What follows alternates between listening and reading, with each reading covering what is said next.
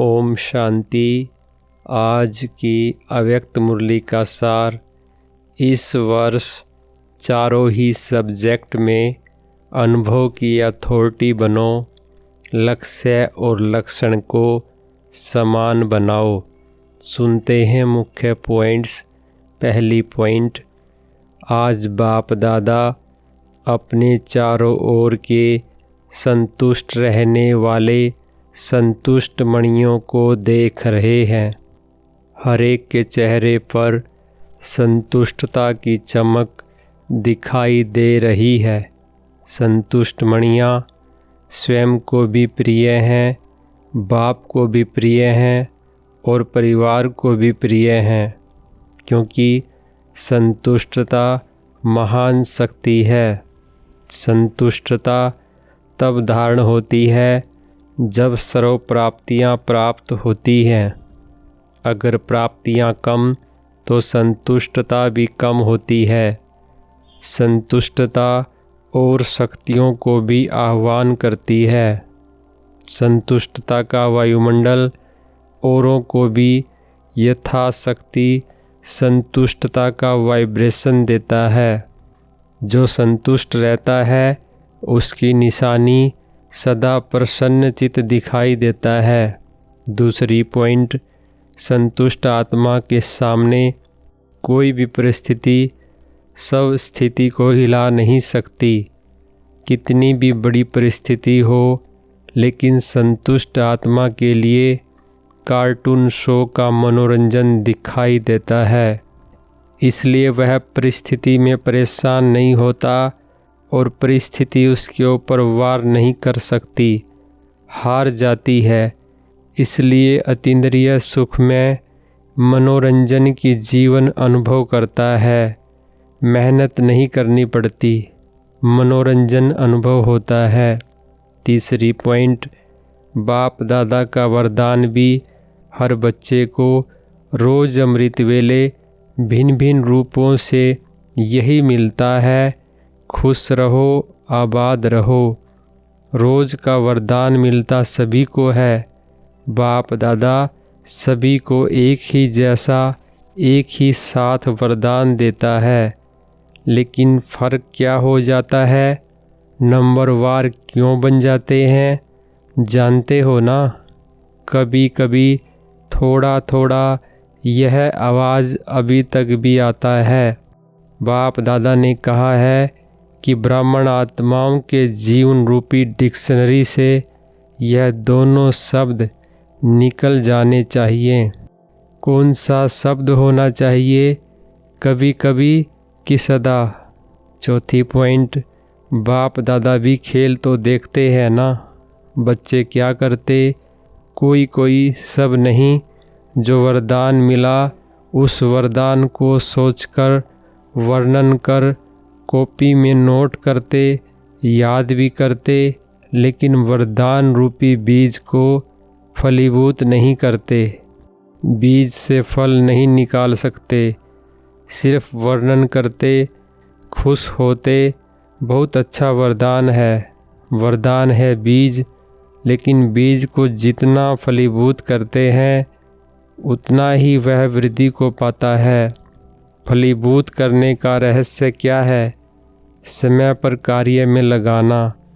कार्य में लगाना भूल जाते, सिर्फ कॉपी में देख वर्णन करते, बहुत अच्छा बहुत अच्छा। बाबा ने वरदान बहुत अच्छा दिया है, लेकिन किस लिए दिया है? उसको फलीभूत करने के लिए दिया है। पांचवी पॉइंट, जब बाप दादा पूछते हैं कि बाप दादा से प्यार किसका है और कितना है, तो क्या जवाब देते हैं? बाबा इतना है जो कह नहीं सकते। जवाब बहुत अच्छा देते हैं। बाप दादा भी खुश हो जाते हैं, लेकिन प्यार का सबूत क्या? आजकल की दुनिया में बॉडी कॉन्शियस के प्यार वाले तो जान भी कुर्बान कर देते हैं। परमात्म प्यार के पीछे मुश्किल का अनुभव क्यों? गीत तो बहुत अच्छे अच्छे गाते हो। बाबा हम सब कुछ न्योछावर करने वाले परवाने हैं। समा पर फिदा होने वाले हैं, तो यह कारण शब्द को स्वाहा नहीं कर सकते। छठी पॉइंट, आप लोग कहते हो ना, समय की पुकार है, भक्तों की पुकार, समय की पुकार, दुखी आत्माओं की पुकार, आपके स्नेही सहयोगी आत्माओं की पुकार आप ही पूर्ण करेंगे ना। आपका कर्तव्य क्या है? किस कर्तव्य के लिए ब्राह्मण बने? विश्व परिवर्तक आपका टाइटल है, विश्व परिवर्तन आपका कार्य है। और साथी कौन है? बाप दादा के साथ साथ इस कार्य में निमित्त बने हो। तो क्या करना है? सफलता की चाबी दृढ़ता करना ही है।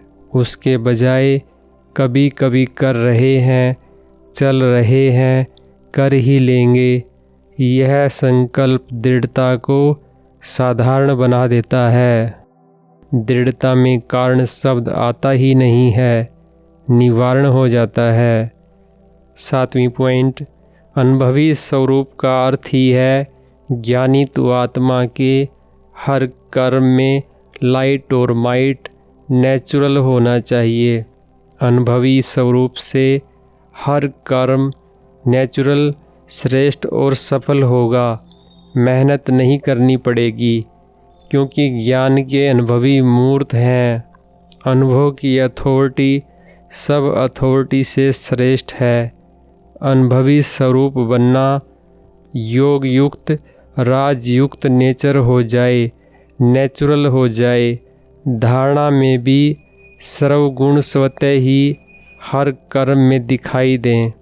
ऐसे अनुभवी स्वरूप में सदा रहना, अनुभव की सीट पर सेट होना, इसकी आवश्यकता का टेंशन रखना, यह आवश्यक है।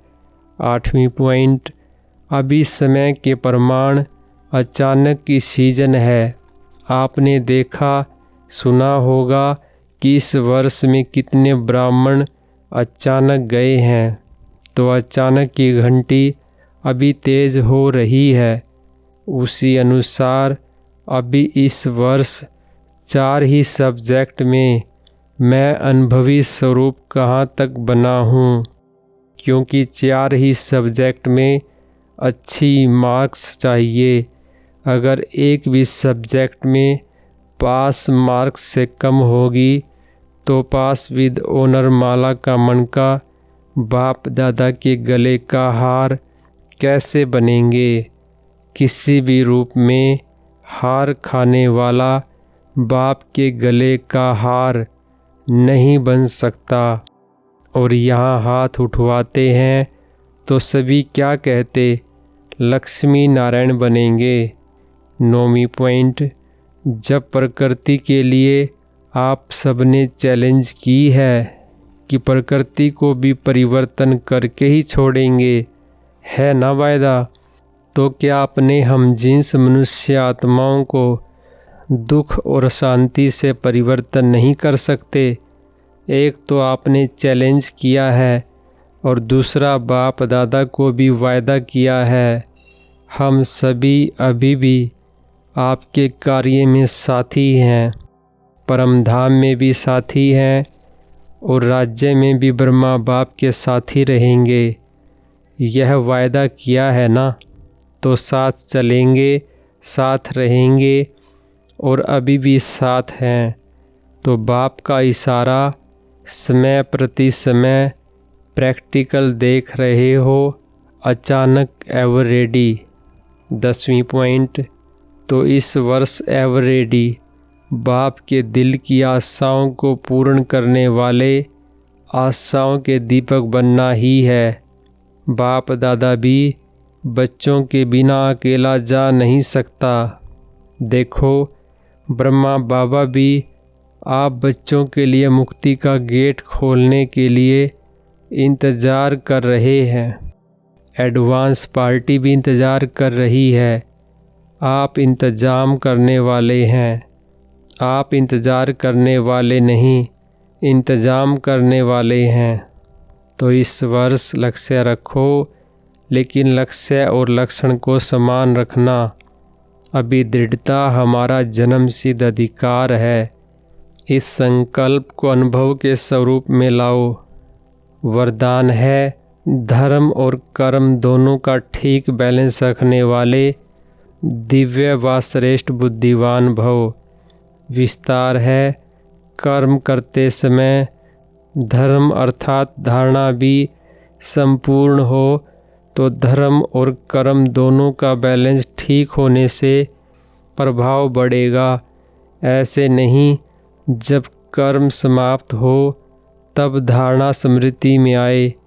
बुद्धि में दोनों बातों का बैलेंस ठीक हो तब कहेंगे श्रेष्ठ व दिव्य बुद्धिवान। नहीं तो साधारण बुद्धि, कर्म भी साधारण, धारणाएं भी साधारण होती हैं। तो साधारणता में समानता नहीं लानी है, लेकिन श्रेष्ठता में समानता हो। जैसे कर्म श्रेष्ठ वैसे धारणा भी श्रेष्ठ हो। स्लोगन है अपने मन बुद्धि को अनुभव की सीट पर सेट कर दो तो कभी अपसेट नहीं होंगे। अच्छा, ओम शांति।